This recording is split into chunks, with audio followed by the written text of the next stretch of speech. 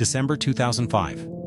The heavy steel doors of the Paducah Coca-Cola plant lock from the outside. Inside, a 66-year symphony of clinking glass and roaring machinery dies, leaving only the deafening silence of an industrial tomb. This wasn't just a factory, it was an Art Deco palace. In 1939, it was crowned one of the most beautiful bottling plants in America. It churned out tens of thousands of bottles daily, providing lifelong careers for generations of Kentucky families. Now, it's a rusting, empty husk, slowly decaying as it waits for the wrecking ball. How does a pristine architectural masterpiece, backed by the most powerful beverage brand on earth, get abandoned to rot? The answer doesn't lie in a lack of thirst, but in a ruthless era of corporate consolidation that valued spreadsheets over people. This is the story of Paducah Coca-Cola, where small-town pride met corporate greed and the improbable fight to save an American legacy. The year is 1939. The United States is still limping out of the shadows of the Great Depression, a decade characterized by breadlines, boarded-up storefronts, and profound economic despair. In Paducah, Kentucky, a bustling river town situated at the confluence of the Tennessee and Ohio rivers, the psychological scars are even deeper. Just 2 years prior, the catastrophic Ohio River flood of 1937 had submerged much of the city, displacing tens of thousands of residents and leaving behind a landscape of waterlogged ruins and mud. Rebuilding is a slow, grueling process.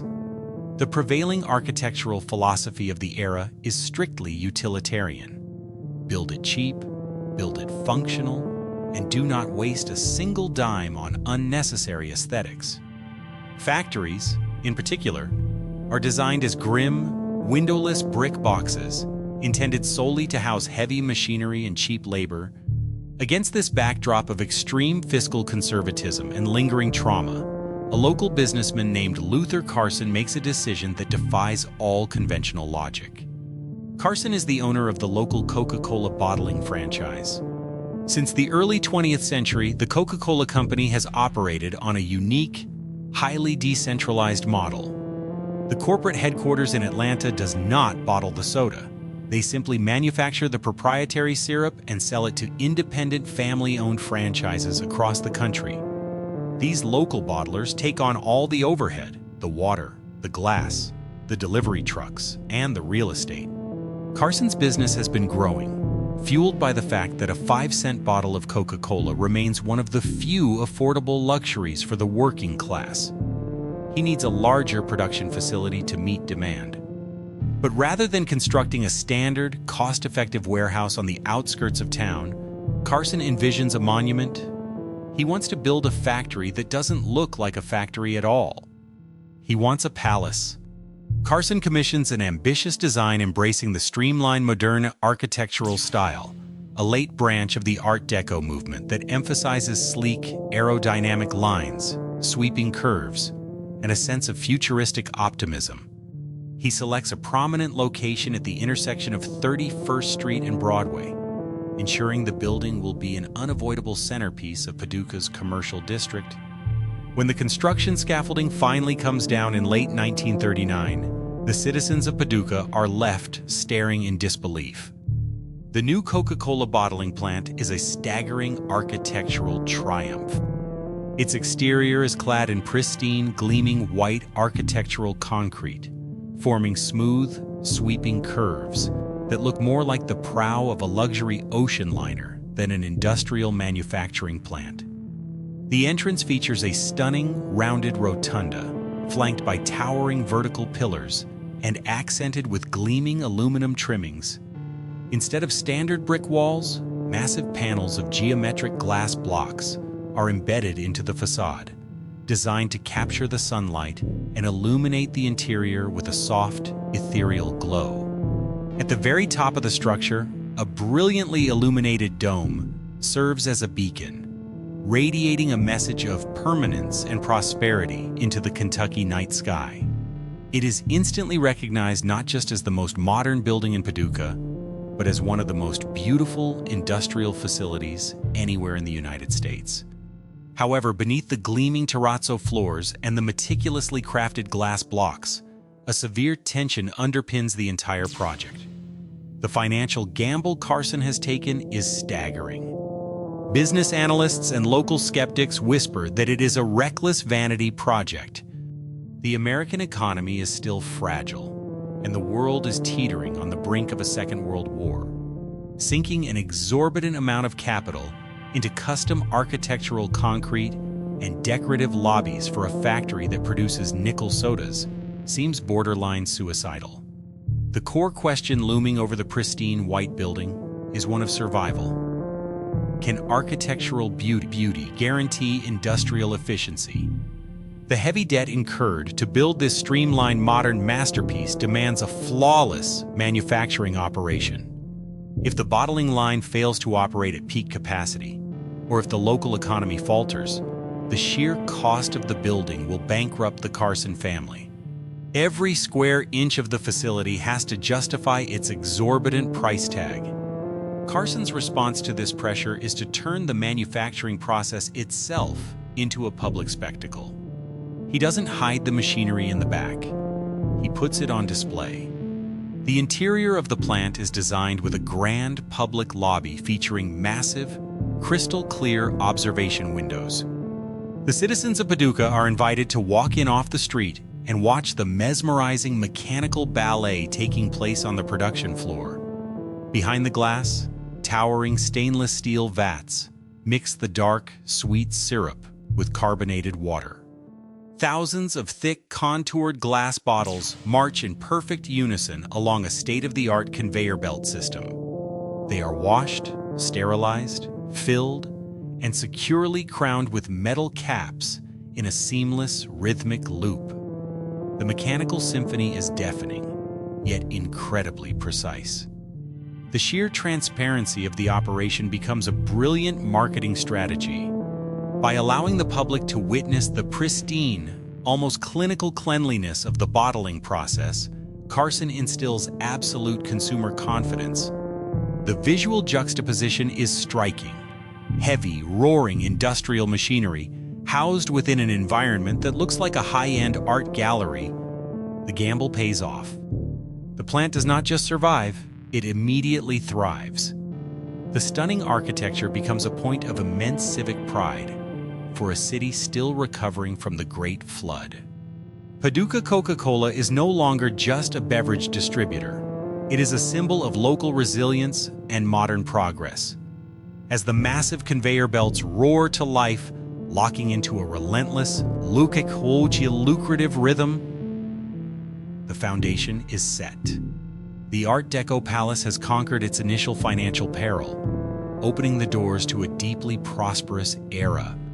But as the glass bottles clink down the line by the tens of thousands, no one inside the gleaming white walls can anticipate how drastically the definition of progress is about to change. As the world emerged from the shadow of the Second World War, the United States entered an unprecedented era of economic expansion. In Paducah, this post-war boom was measured in ounces of dark, effervescent syrup and the rhythmic, musical clinking of contoured glass.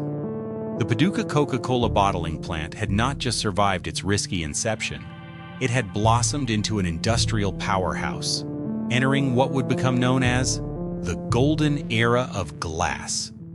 During the 1940s, 1950s, and well into the 1960s, the plant on the corner of 31st and Broadway operated at a staggering capacity. The local franchise model, championed by the corporate headquarters in Atlanta, proved to be an absolute masterstroke of business engineering.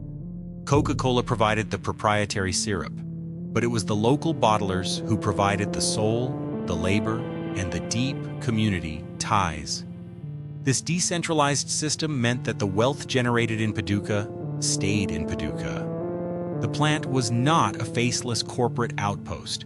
It was a deeply ingrained, fiercely protected local institution. Every morning before the sun even crested the horizon over the Ohio River, the pristine Art Deco building roared to life.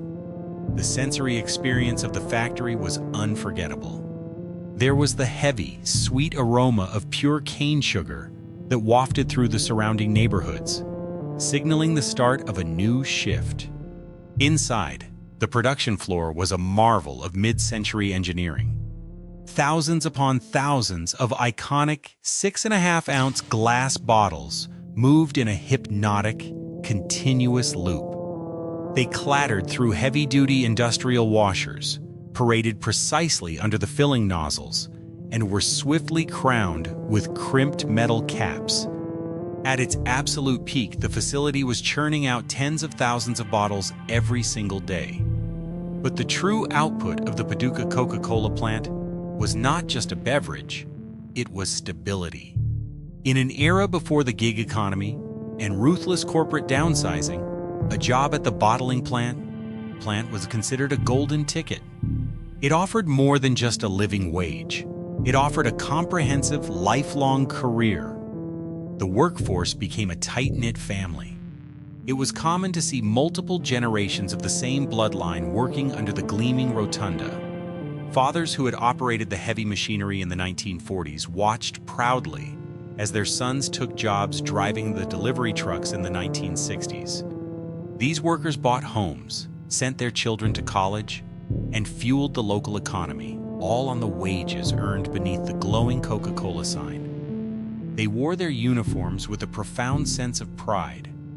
When a Paducah Coca-Cola delivery driver maneuvered his bright red, heavily loaded truck through the downtown streets, he was greeted not as a mere deliveryman, but as an ambassador of good times. The glass bottle itself was the cornerstone of this entire economic ecosystem. In this era, the bottle was not trash, it was a valuable asset. It was designed to be sturdy, resilient, and, most importantly, returnable. The life cycle of a glass Coca-Cola bottle was a beautifully sustainable loop. A customer bought a soda, drank it, and returned the empty bottle to the grocer for a small cash deposit. The iconic red delivery trucks collected the empties, brought them back to the plant, and the massive industrial washers sterilized them for another run. A single glass bottle could be filled, sold, and returned dozens of times before it was finally retired from service. This heavy reliance on returnable glass required a massive, localized logistical network. A corporation needed a bottling plant close to the consumer because shipping heavy, fragile glass bottles back and forth across state lines was economically impossible. This geographical limitation was the invisible shield that protected Paducah Coca-Cola. As long as soda was sold in returnable glass, the local bottling plant was absolutely indispensable.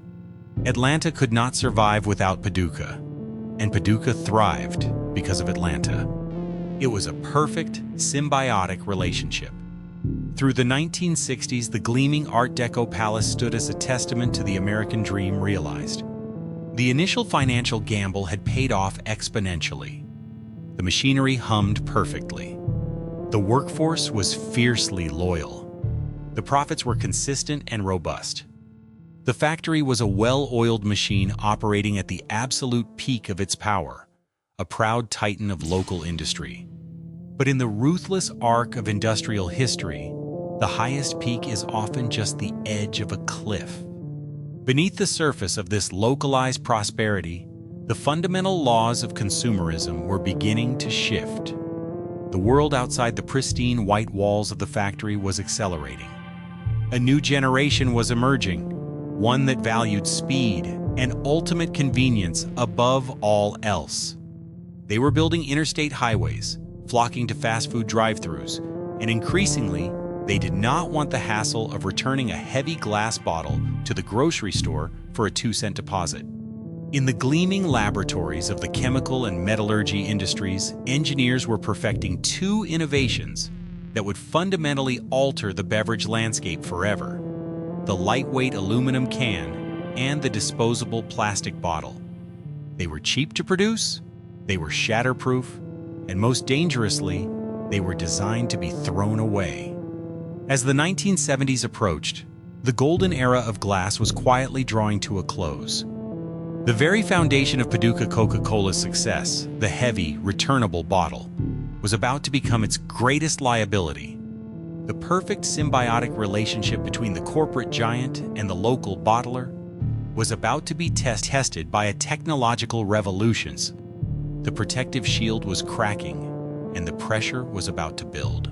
The 1970s brought a seismic shift in American consumer habits, driven by a newfound obsession with absolute convenience. The carefully calibrated cyclical ecosystem of the returnable glass bottle, where a customer paid a deposit, enjoyed their beverage, and dutifully returned the empty vessel, began to feel antiquated. Supermarkets were expanding rapidly, dominating the retail landscape, and their managers despised the logistics of handling sticky, heavy crates of empty glass in their back rooms. The public, increasingly mobile and pressed for time, simply wanted a product they could consume and instantly discard. Enter the aluminum can and, shortly thereafter, the PET plastic bottle.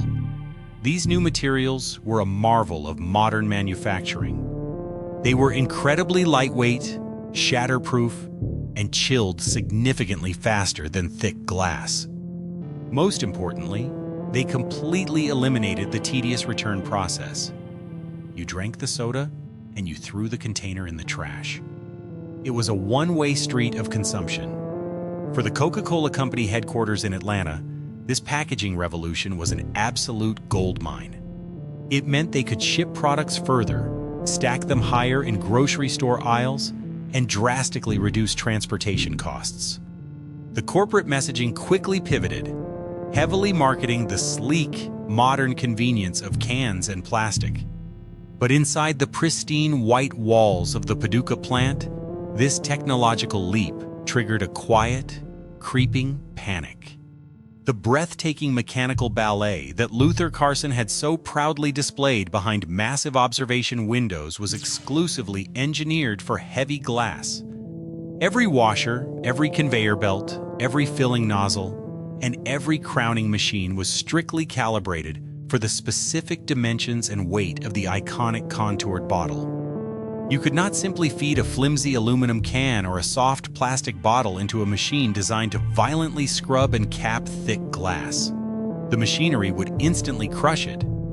The very perfection of the Paducah operation, its hyper-specialization in glass, was suddenly its greatest vulnerability. As demand for cans skyrocketed, the local franchise found itself staring down an existential crisis. The protective geographic shield that had guaranteed their survival was beginning to dissolve. Because aluminum and plastic were so drastically lighter, it was suddenly economically viable for massive, centralized mega plants hundreds of miles away to truck canned Coca-Cola directly into Paducah's territory. The local grocery store shelves began to change. Where once there were only sturdy glass bottles filled by the men and women of Paducah, sleek aluminum cans from out-of-state factories started encroaching. The shifting tides of technology were slowly eroding the plant's local monopoly. The workers on the floor, who had spent decades mastering the rhythm of the glass line, watched the changing inventory with growing apprehension. They knew the hum of their machinery better than their own heartbeats, and they understood a fundamental industrial truth. A factory that cannot adapt is a factory that dies. But adapting to this new reality wasn't just a matter of changing a few gears. It required an absolute terrifying transformation. The financial reality of the packaging revolution was a brutal wake-up call for independent franchises across the country, and Paducah was no exception. To survive the shift away from returnable glass, a bottling plant had to entirely retool its production floor. This meant ripping out the heavy-duty glass washers and installing highly sophisticated high-speed canning lines and plastic blow molding equipment. The cost of this upgrade was astronomical.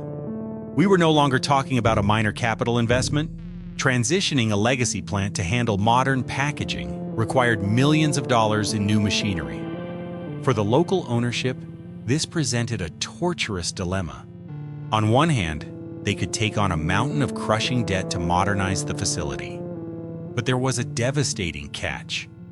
The profit margins on single-use cans and plastic were fundamentally different than returnable glass. To pay off the multi-million-dollar loans required for a canning line, a plant had to run at an insanely high volume, volumes that far exceeded the local thirst of Paducah and its surrounding rural counties. On the other hand, if they refused to upgrade and stubbornly stuck to glass, they would slowly bleed out. Corporate Atlanta was making it abundantly clear that the future was disposable. Advertising campaigns heavily featured the new packaging, and major retailers were demanding it. If Paducah couldn't supply cans, the corporate office would gladly allow larger, modernized bottlers from neighboring territories to flood the market, effectively cannibalizing the local plant's sales.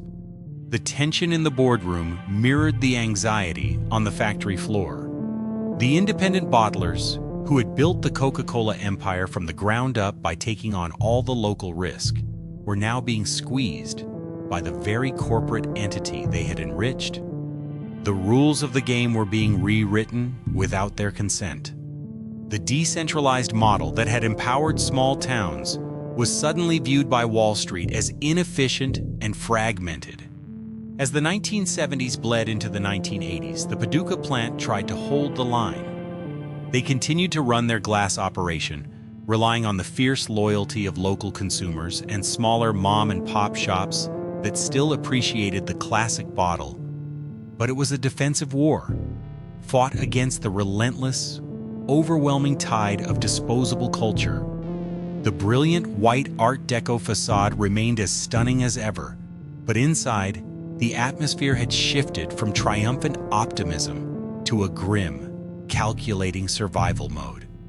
Every passing month, the volume of glass bottles moving down the line decreased just a fraction. The deafening roar of the factory floor began to feature subtle, unsettling pauses. The owners realized they were trapped in an industrial purgatory. They were too small to justify the massive debt of modernization, yet too deeply rooted in the community to simply surrender. They were fighting a war of attrition against an enemy they could not defeat: the shifting preference of the American consumer. The golden era was definitively over, and a terrifying new wave was gathering on the horizon. By the mid-1980s, the corporate machinery in Atlanta had decided that the day of the independent, small-town franchise was rapidly drawing to a close.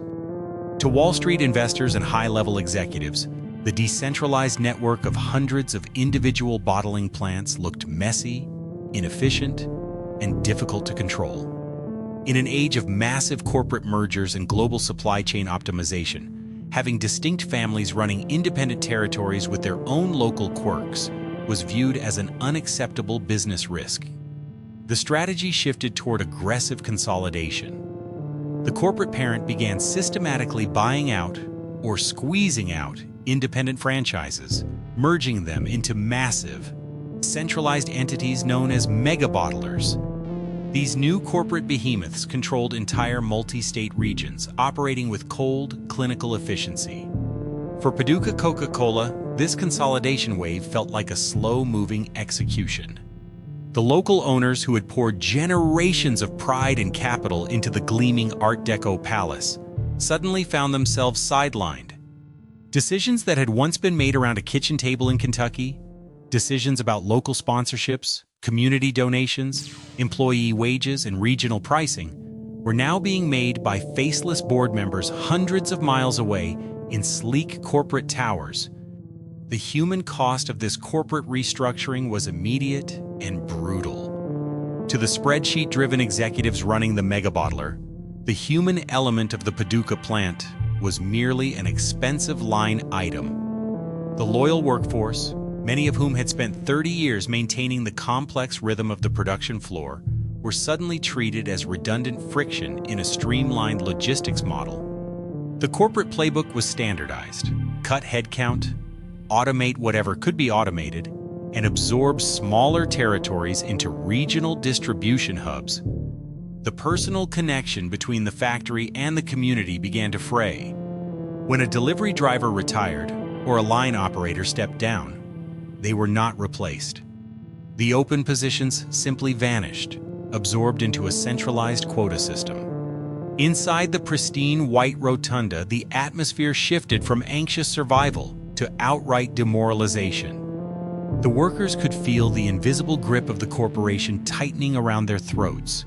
They were no longer valued artisans crafting a beloved local product. They were just temporary operators of machinery destined for the scrap heap. The conflict was fundamentally ideological, the deep, stubborn roots of local community pride colliding head-on with the cold, unfeeling momentum of global capitalism. And in the modern corporate arena, local pride had no balance sheet value.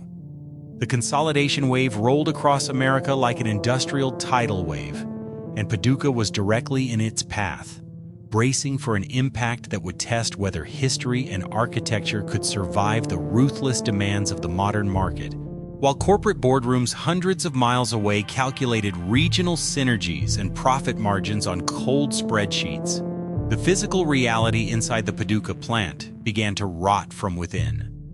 For over 4 decades, the white Streamline Moderne building on Broadway had been a beacon of industrial perfection, a place where spotless terrazzo floors reflected the brilliant shine of chrome machinery and where generations of Kentucky families found dignity, security, and lifelong pride. But as the 1980s progressed, the invisible friction of corporate neglect and ruthless cost-cutting manifested as very real, very physical cracks in the facade. The first noticeable shifts were atmospheric. The vibrant, family-like camaraderie that had defined the factory floor for decades gave way to a pervasive, suffocating anxiety.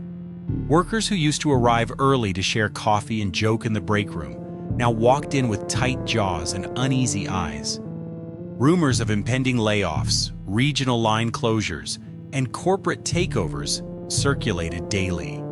Every time a suit-and-tie auditor from a regional management office walked through the front doors holding a clipboard, a heavy silence fell over the floor.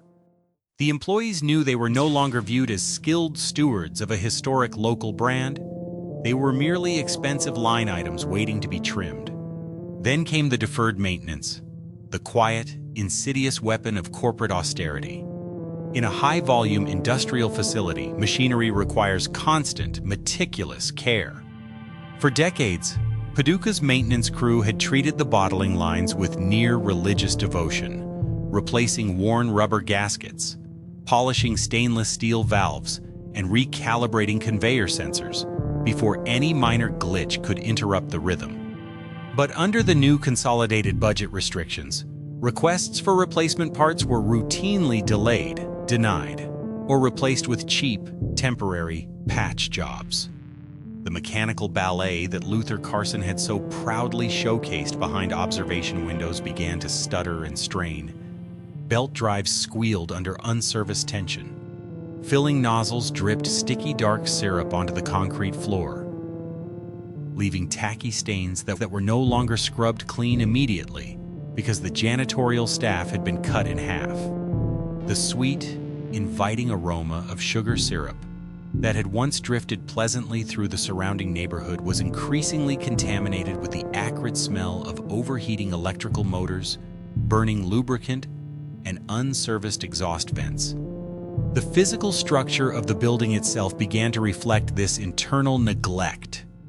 The pristine white architectural concrete facade, a source of immense civic pride since 1939, showed the first unmistakable signs of abandonment. Fine hairline cracks webbed across the sweeping curved corners of the building. Minor roof leaks over the back storage bays went unrepaired, causing water to pool on upper floor slabs during heavy Kentucky rainstorms and leaving yellowed water stains on interior plaster. The brilliant glass blocks that captured the afternoon sun grew hazy with grime and soot. As window washing contracts were axed to satisfy quarterly earnings metrics, beyond the physical building, the vital umbilical cord connecting the factory to the Paducah community was systematically severed. For generations, Paducah Coca-Cola had been a pillar of civic life, sponsoring local Little League baseball teams, funding high school marching bands, and floating vibrant displays in the annual town parades. Under the new corporate management, those community funds were deemed non-essential expenditures and summarily eliminated. To the distant corporate owners, Paducah was no longer a hometown to be nurtured, but a geographic territory to be milked for maximum extraction. For the workers on the floor, the psychological toll was devastating. A job at Paducah Coca-Cola had once been a coveted badge of honor, a secure career that guaranteed a home purchase, comprehensive health care, and a respectable pension. Now, men who had given 20 or 30 years of their youth to the plant watched helplessly as the standard of excellence collapsed around them. Seniority was no longer a shield. Older workers, earning top-tier hourly rates, were subtly pressured to take early retirement packages or faced hostile schedule changes designed to force their resignation. The human element, the very soul of the operation, was being systematically dismantled. The pride that had once animated every shift was replaced by a grim, soul-crushing survivalism. Workers stopped looking at the building with awe and started looking at it with sorrow. They could see the writing on the wall, written not in ink, but in rusted pipes, peeling paint, flickering fluorescent lights, and the vacant eyes of colleagues whose positions were eliminated without notice. The Art Deco palace had not been conquered by an external rival or destroyed by a natural disaster. It was being hollowed out from the inside, piece by piece, dollar by dollar, by a corporate philosophy that cared nothing for local heritage and everything for short-term yield. The cracks in the facade were no longer cosmetic. They were the structural warning signs of an impending total collapse. The final phase of the Paducah Coca-Cola plant's existence did not arrive with a sudden, cinematic explosion. There were no dramatic midnight raids, no fiery strikes outside the gates, and no sudden corporate notices posted on the doors. Instead, the death of the facility unfolded through a long, agonizing, and quiet process of systemic starvation. It was a slow bleeding that lasted for years, draining the lifeblood out of an institution that had once defined the civic pride of Western Kentucky. By the early 1990s, the corporate restructuring wave orchestrated by Atlanta had fully consolidated regional distribution. The megabottler owning the franchise rights made a cold, logistical calculation. Maintaining active bottling operations inside the historic Art Deco building at 31st and Broadway was no longer economically defensible on their master spreadsheet. The specialized equipment was dated, the footprint was too compact for modern high-speed semi-trailer turnaround, and the local workforce commanded seniority wages that did not align with corporate cost-cutting targets. Yet, closing the facility entirely presented a public relations hurdle. Paducah was a deeply loyal market, and outright abandoning a historic landmark that had served the community for over half a century risked alienating regional consumers. The compromise favored by corporate management was worse than a sudden closure, a slow, deliberate institutional demotion. First, the decision came down to strip away the bottling operations completely. The heavy stainless steel vats, the intricate network of conveyor tracks, and the iconic crown capping machines were systematically unbolted, disassembled, and hauled away in flatbed trucks. The mechanical symphony that had resonated through the white tile floors since 1939 was silenced overnight. For the workers who walked onto the production floor on a cold Monday morning, the sudden stillness was deafening. The sweet, heavy aroma of syrup was replaced by the stale smell of stagnant air and empty space. With the bottling lines gone, the grand facility was officially demoted to a mere local distribution depot. The sprawling production floor was converted into a cavernous warehouse space, used merely to store pre-packaged cans and plastic bottles trucked in from massive centralized mega plants hundreds of miles away. The workforce was slashed to a fraction of its former size. Dozens of skilled machine operators, mechanics, and long-term line workers were handed severance packages or forced into early retirement. Only a small skeleton crew of warehouse handlers and delivery route supervisors remained, rattling around like ghosts inside an architectural masterpiece designed for hundreds. The daily routine inside the building transformed into a melancholy shadow of its former self. Gone was the energetic rhythm of shifting teams, the shared laughter in the break room, and the collective pride of watching thousands of pristine bottles march off the line. Now the sprawling rooms echoed with the solitary rumble of a single forklift or the distant slamming of a loading dock door.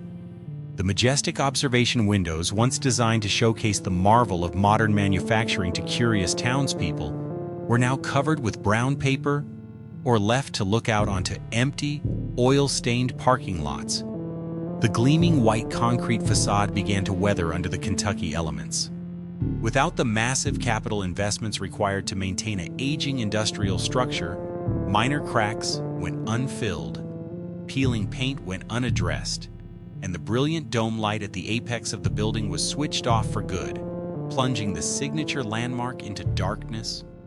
The slow bleeding extended deep into the community fabric of Paducah. Local suppliers, who had provided everything from cleaning solvents to replacement gears for decades, found their contracts abruptly terminated in favor of national vendors. The civic connection dissolved into a cold vendor-client transaction. Yet even in this diminished, ghost-like state, a handful of veteran employees continued to report for duty. They were the holdouts, men and women who had spent their entire adult lives tethered to the rhythm of the plant. They swept floors that no longer saw heavy foot traffic, maintained delivery trucks that carried out-of-town beverages, and kept the lights on in a building that the corporate world had already emotionally abandoned. They treated the fading Art Deco palace not as a corporate outpost, but as a monument to a way of life that was rapidly disappearing from the American landscape. This prolonged twilight state created an unbearable emotional tension. The building was dying by inches, caught in a purgatory where it was too expensive to preserve, yet too culturally heavy to bulldoze immediately. The slow bleeding stripped the plant of its purpose, its machinery, and its people, leaving behind a hollowed-out shell. The final, fatal blow was inevitable. As regional logistics continued to centralize, the corporate parent determined that maintaining even a skeleton distribution crew in a historic, high-overhead facility was an unnecessary expense. The quiet decline had served its purpose, conditioning the local market to accept the facility's irrelevance. The stage was set for the final chapter. The bleeding was about to stop, not because the patient had healed, but because the last drop of life was about to be forcibly drained away. In December 2005, the final, irrevocable decree arrived from corporate headquarters. There would be no more temporary reprieves, no further downgrades, and no more holding out. The remaining distribution operations at the Paducah Coca-Cola plant were to be terminated immediately and permanently. After 66 years of continuous existence, the iconic facility on the corner of 31st Street and Broadway was slated for total abandonment. The decision was announced not with a grand ceremony celebrating decades of local service, but through a cold administrative directive handed down to the skeleton crew that remained. On the morning of the final day, a bitter winter chill hung over Paducah, Kentucky. Frost coated the sweeping, curved white facade of the Streamline Moderne building, giving the historic architecture a stark, spectral appearance. Inside, the temperature was barely warmer than the air outside, as heating systems had already been turned down to minimize overhead expenses. A quiet, heavy solemnity settled over the few remaining workers as they arrived for their final shift. These were men who had dedicated 30, sometimes 40 years of their lives to this single location. They were not merely employees performing a routine job, they were the guardians of a vanishing local legacy. The final shift was not dedicated to manufacturing or high-volume logistics, but to the somber business of liquidating what little remained. The vast, cavernous interior, once vibrant with the deafening symphony of clinking glass bottles and roaring conveyor belts, resembled an industrial cathedral stripped of its altars, Pallets of canned sodas and plastic bottles, trucked in from distant corporate facilities, stood in shrinking rows across the polished concrete floors. The workers moved with slow, deliberate precision, operating the last active forklifts to load these remaining crates onto a waiting fleet of semi-trailers. Every sound echoed with an unsettling clarity in the vast, hollow space.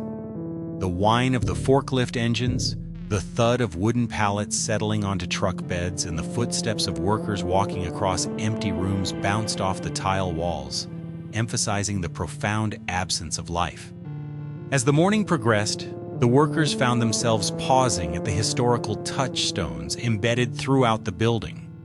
They stood before the massive observation windows in the central lobby, windows that decades earlier had provided thousands of local school children and curious citizens a front-row seat to the magic of automated bottling.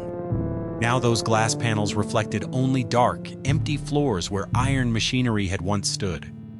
The human toll was etched deeply into the faces of the crew. They spoke in muted tones, exchanging brief, quiet memories rather than dwelling on the uncertain future ahead. They remembered the golden summers of the 1960s, when the plant ran at maximum capacity around the clock, when the sweet smell of sugar syrup saturated the surrounding neighborhoods, and when a job here meant absolute security for an entire family. To see that proud history reduced to a handful of men sweeping up dust in an empty warehouse was a heartbreak that no severance check could soothe. By early afternoon, the last semi-trailer was fully loaded. The driver secured the rear doors with a heavy metal latch, the sharp metallic clang reverberating across the desolate parking lot. The truck's idling exhaust drifted into the cold Kentucky air as the driver pulled away from the loading dock, turning onto Broadway and disappearing into the distance. With that truck went the very last shipment of Coca-Cola ever to originate from the historic Paducah plant. The industrial life cycle of the facility was officially complete. But the most emotionally brutal moment of the day was yet to come. The physical act of sealing the building and turning out the lights forever. With the last shipment gone, an uncanny, total silence descended upon the interior of 31st and Broadway. The skeleton crew retreated to the employee break room to perform the painful, personal ritual of packing up their belongings. Yellowed newspaper clippings detailing the plant's 1939 grand opening, faded photographs of company softball teams from the 1970s, and personal coffee mugs were gathered into cardboard boxes. There were no speechmakers, no corporate executives in tailored suits present to offer gratitude, and no commemorative plaques awarded. There were only quiet handshakes, heavy embraces, and tears shed by men who had grown old together under the same roof. As the afternoon light began to fade, casting long, dark shadows across the empty warehouse floor, the plant manager walked through the building to perform the final walkthrough. Every step was a heavy journey through time. He walked past the cold, silent boiler rooms, through the stripped syrup preparation quarters, and along the vacant loading bays. The building was immaculate, cleaned one last time by a crew that refused to leave their home in a state of disrepair, but it was unmistakably dead. The soul of the facility had been carefully dismantled and hauled away long before the physical structure was abandoned. The manager reached the main electrical distribution room. Located deep within the building's infrastructure, the heavy steel breaker boxes had controlled the power that fed the plant's roaring heart for nearly 7 decades. One by one, he began pulling the massive industrial switches. With each deafening metallic clack, entire sections of the building were plunged into darkness. The overhead fluorescent lights flickered and died in succession down the long corridors. The low, comforting hum of transformers and ventilation units, a baseline hum that had been continuous since 1939, sank into complete, absolute silence. Finally, the crew gathered in the grand Art Deco rotunda near the front entrance. They walked out through the heavy glass doors into the biting December evening. The last man to exit pulled the massive brass handles shut behind him. He inserted the master key into the lock, turned it until the internal deadbolts engaged with a heavy metallic click, and pulled the key from the cylinder. He tested the door handle once, ensuring it was firmly locked from the outside. The key was placed into a padded envelope to be mailed back to a corporate real estate office in a distant city. The workers stood together on the exterior concrete steps for a long, quiet moment, looking up at the grand Streamline Moderne facade. In the gathering dusk, the pristine white concrete looked like a marble mausoleum. The iconic glass blocks that once glowed so warmly into the Kentucky night were now dark and lifeless. The brilliant dome light at the structural apex remained unlit, a stark visual indicator that an era had definitively ended. Without speaking another word, the men walked to their cars, their headlights cutting through the dimming twilight as they drove away one by one. The taillights vanished down Broadway, leaving the Paducah Coca-Cola plant alone in the dark.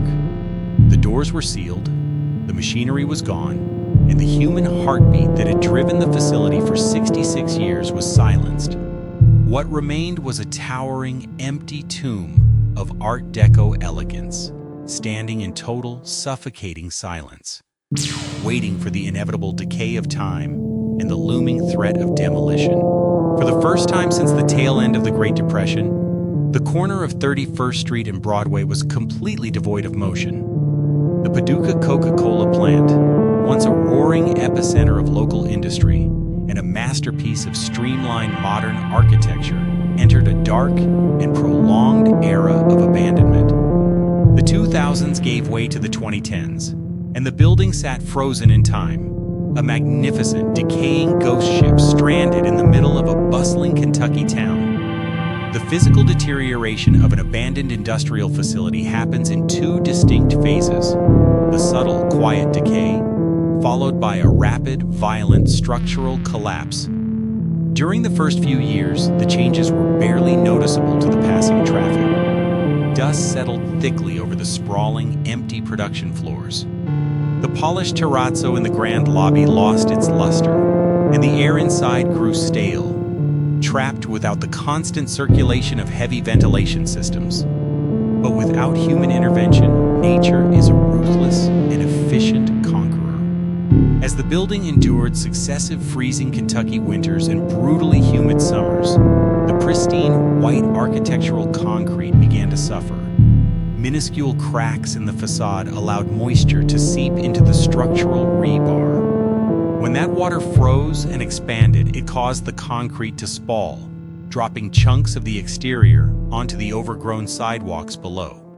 Long, dark streaks of rust began to bleed down the sweeping white curves like tears. The roof, deprived of regular maintenance, developed severe leaks, allowing rainwater to pool on the concrete floors where the bottling lines had once hummed.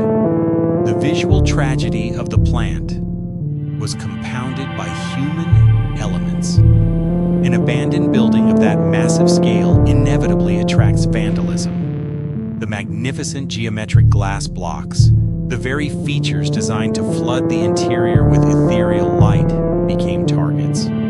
One by one, they were shattered by thrown rocks. Graffiti tags began to crawl up the lower walls of the pristine white facade, scarring the Art Deco elegance with jagged neon spray paint.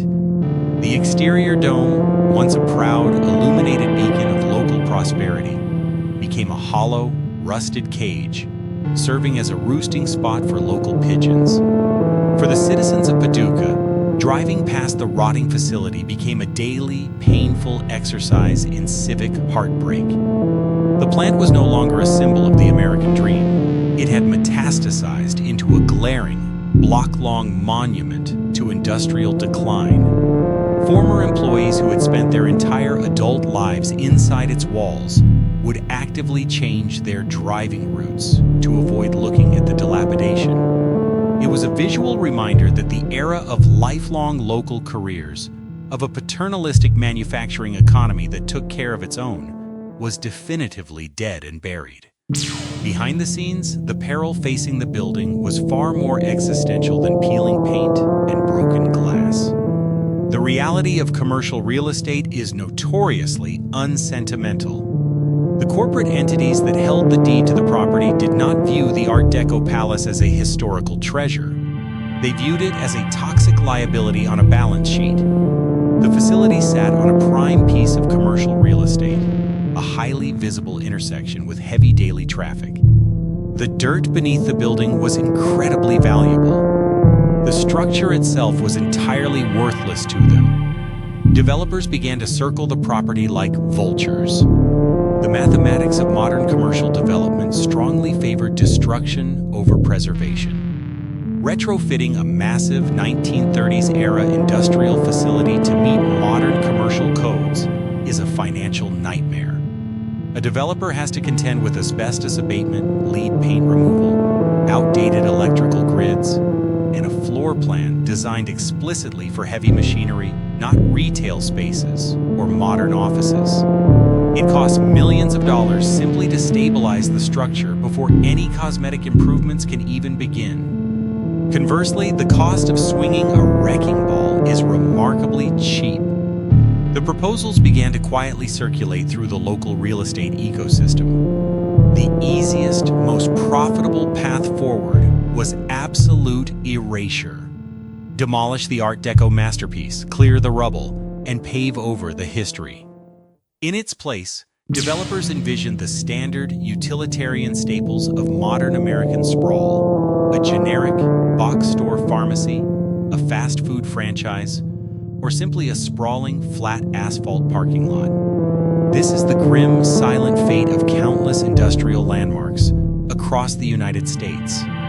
From the steel mills of Pennsylvania to the textile factories of the Carolinas, monumental architecture is routinely sacrificed at the altar of convenience and cheap commercial zoning.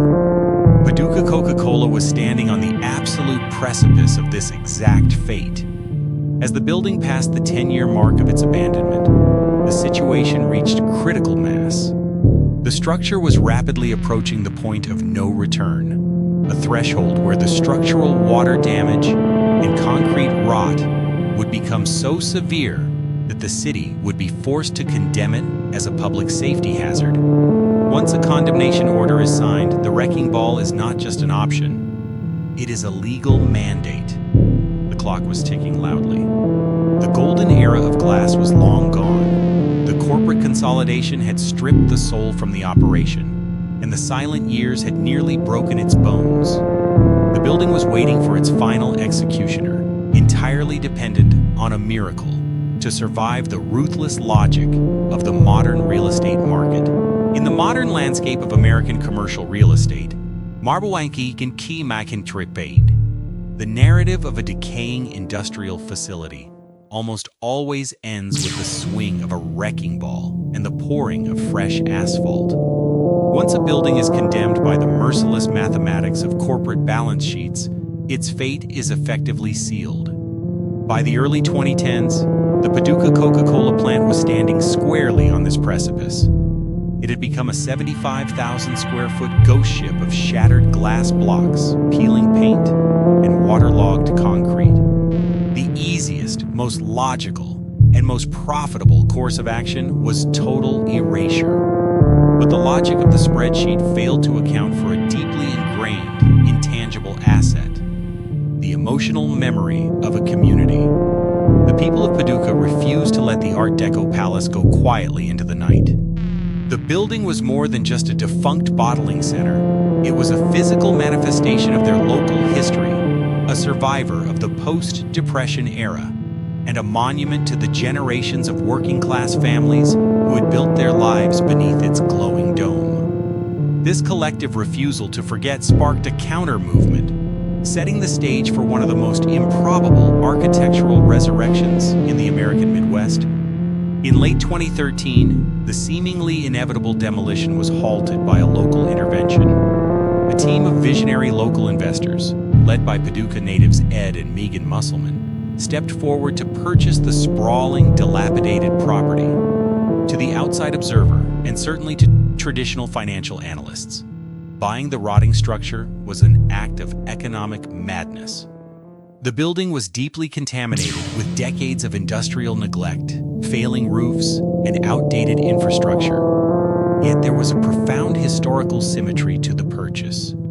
Just as Luther Carson had taken a massive, seemingly reckless financial gamble in 1939 to build a beautiful palace instead of a cheap warehouse, these new developers were taking a massive gamble to save it. They understood that reviving the Coca-Cola plant was not merely a real estate transaction, it was a rescue mission. The rehabilitation process was an agonizing, multi-year uphill battle against time and decay. The restoration crews were not just dealing with cosmetic fixes. They had to pull the massive structure back from the brink of structural death.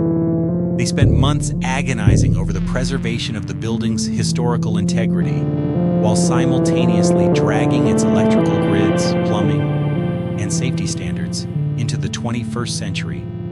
Workers painstakingly scrubbed the sweeping white architectural concrete, removing years of rust stains and spray paint to reveal the brilliant aerodynamic curves beneath. The shattered glass blocks, which had been the target of vandals for a decade, were meticulously sourced and replaced one by one. The Grand Rotunda, stripped of its original luster, was carefully polished until the terrazzo floors gleamed once again. The mission was absolute. The building would not be gutted and turned into a sterile, generic office park. It was going to be adapted, but its industrial soul would remain intact. As the restoration progressed, a brilliant concept for the building's new life began to take shape. The developers realized that the vast, cavernous production floors were originally designed to bring people together around the manufacturing of a liquid product. Why change that fundamental DNA? Instead of a single, monopolistic, corporate entity hoarding the space, the revitalized plant would become a decentralized hub for local entrepreneurs, artisans, and small businesses. When the heavy front doors finally unlocked and the building reopened to the public, the transformation was nothing short of miraculous.